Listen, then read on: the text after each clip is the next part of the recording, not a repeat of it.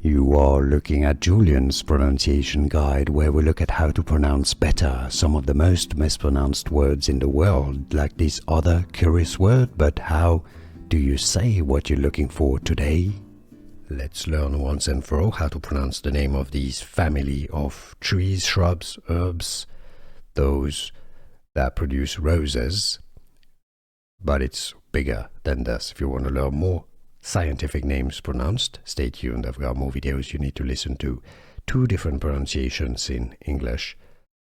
Rosaceae, it's probably the more common pronunciation. You can simply say Rosaceae if you're in any doubt. Rosaceae or Rosaceae. Rosaceae, family of plants, or Rosaceae, English pronunciation, and now you know. Here are more videos on how to pronounce more confusing words and names too many mispronounced. Like this video if you found it useful. I appreciate your support. I'll see you soon and thanks for watching.